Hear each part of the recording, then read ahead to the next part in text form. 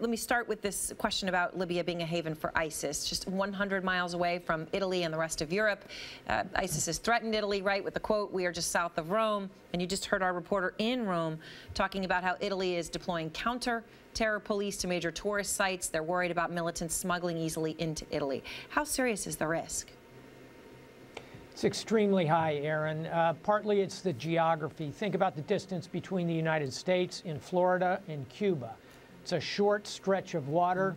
The ISIS fighters can either slip in with the waves of illegal migrants, or they can simply hire a boat and come ashore on one of the islands.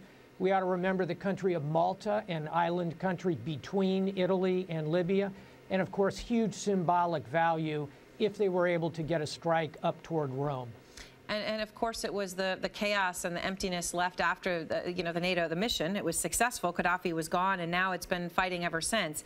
ISIS dedicated the cover of its magazine to its desire to invade Italy. And in this, they said, "We will conquer your Rome, break your crosses, and enslave your women by the permission of Allah, the Exalted. If we do not reach that in time, our children and grandchildren will reach it, and they will sell your sons as slaves at the slave market. Every Muslim should get out of his house, find a crusader, and kill him. The Islamic State will remain until its banner flies over Rome." Obviously, this is the ISIS propaganda we've heard so much of. The question is, when you now have ISIS in Libya, with a stronghold in Libya, as opposed to Syria or Iraq, how serious of a threat is that for Europe? Does that change the game? I think it does. I think it will enable Europe to begin to focus. I would like to see NATO look at this. And of course, the Italians or any other European nation can convene an Article 4 discussion within NATO to ramp up measures to protect within NATO borders. Obviously, across this short stretch of water, the Italians have got to be there, but it needs to be more than just Italy, Aaron. It's really got to be NATO. It's got to be the coalition against the Islamic State.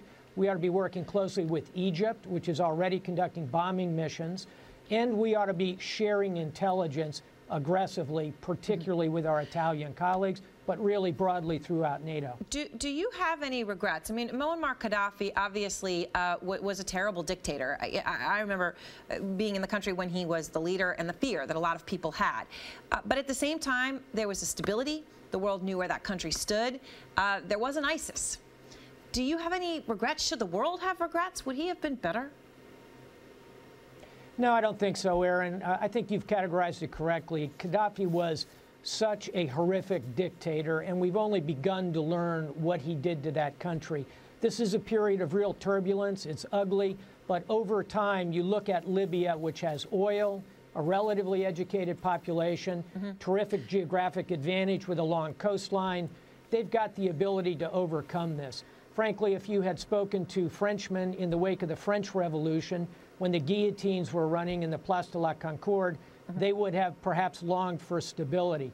But the long-term hope for all these societies, I would argue, is in fact democracy, as difficult as that is at the moment.